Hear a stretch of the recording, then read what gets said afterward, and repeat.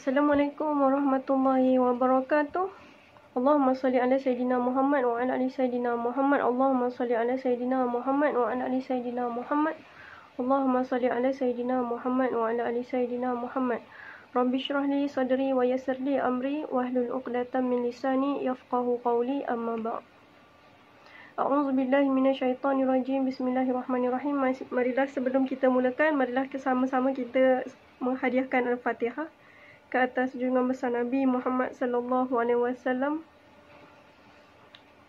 para salafus saleh, tabi'in, para waliullah, dan khas untuk kedua ibu bapa kita serta untuk diri kita. A'udzubillahi minasyaitonirrajim. Bismillahirrahmanirrahim. Alhamdulillahirabbil alamin. Arrahmanirrahim. Maliki yaumiddin. Iyyaka na'budu wa iyyaka nasta'in. Iyyaka na'budu wa iyyaka nasta'in. Iyyaka na'budu wa iyyaka nasta'in. Ihdinas siratal mustaqim. Siratal ladzina an'amta 'alaihim ghairil maghdubi 'alaihim waladdallin. Amin. Kita sambung dengan kupasan daripada buku Ciri-ciri Wanita yang Membawa ke Syurga.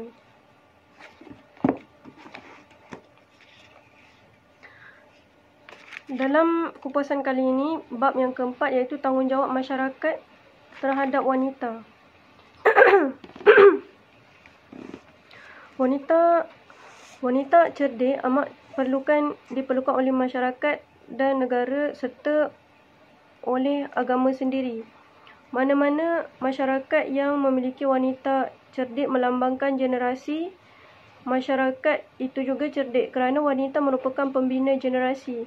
Islam amat mengutamakan wanita kerana mereka golongan yang perlu diberi perhatian dan diistimewakan.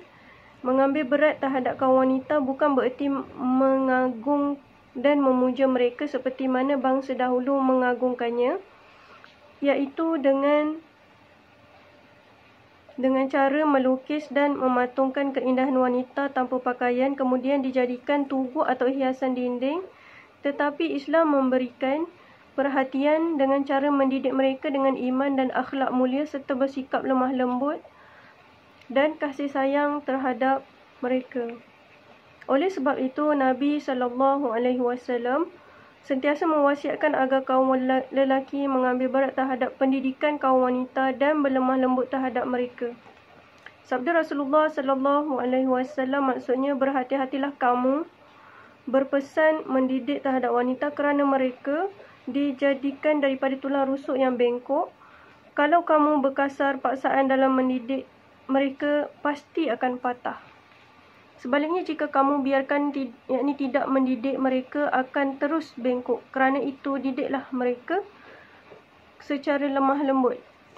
Riwayat Bukhari dan Muslim. Firman Allah Subhanahu wa taala, A'udzu billahi minasyaitonir rajim. Bismillahirrahmanirrahim. Wa 'ashiruhunna bil ma'ruf. Fa in karihtumuhunna fa'asa an takrahu syai'an wa yaj'alallahu fihi khairan katsira. Maksudnya, bergaulah dengan mereka, yakni isteri-isteri kamu, dengan cara yang baik. Sekiranya kamu mendapati ada sifat dan perangai mereka yang kamu tidak suka, mungkin di sebaliknya ada kelebihan, yakni hikmah yang banyak. Surah An-Nisa ayat 19.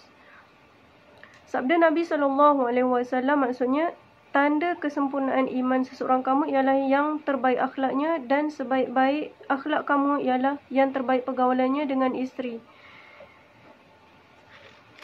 At-Tirmizi. Hadis riwayat At-Tirmizi.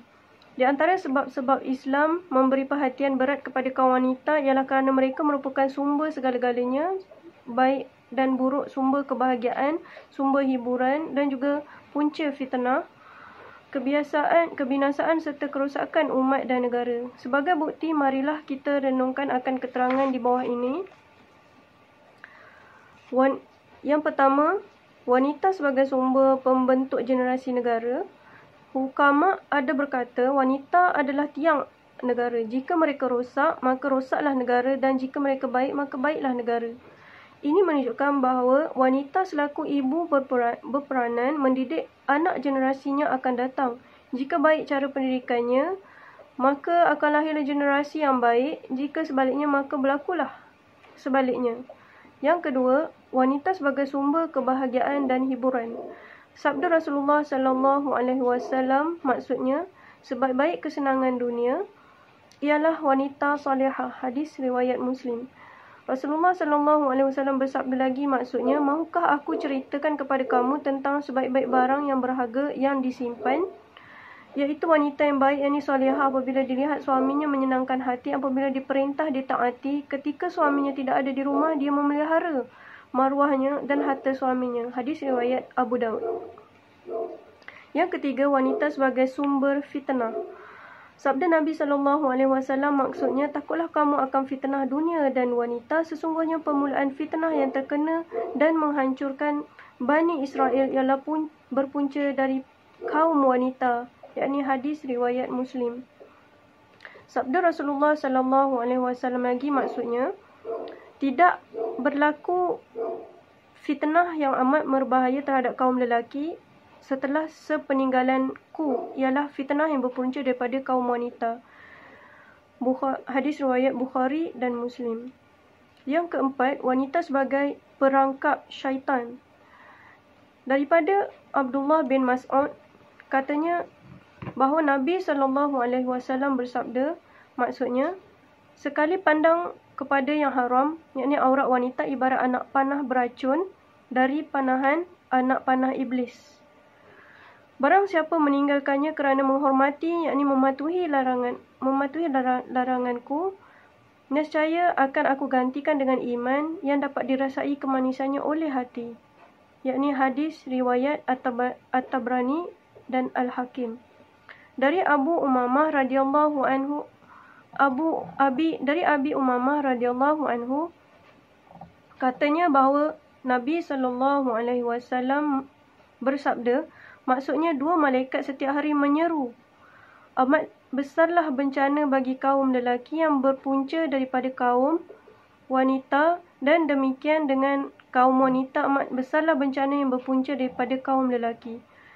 Hadis riwayat oleh Ibnu Majah dan Al-Hakim. Dari Abi Musa radhiyallahu anhu, katanya bahawa Nabi SAW bersabda lagi, maksudnya, tiap-tiap mata yang memandang kepada yang haram dihukumkan telah berzina. Seorang wanita apabila memakai bau-bauan lalu ia melintas di suatu majlis yang ada di dalamnya lelaki yang bukan mahramnya, maka ia dikira telah berzinar. Hadis riwayat Abu Daud dan At-Tirmizi.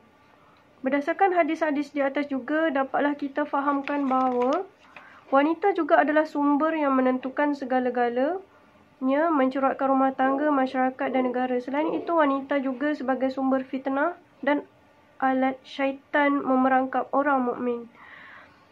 Maka menjadi tugas kaum lelaki memberi perhatian utama kepada kaum wanita, khususnya tentang pendidikan, pengawalan pergaulan, mengawal lidah dan suara, pandangan dan lain-lain. Di antara langkah-langkah utama, langkah-langkah untuk dalam kita mendidik, dalam memberi pendidikan yang sempurna kepada kaum wanita, akan saya kupaskan dalam video yang selanjutnya, insya-Allah.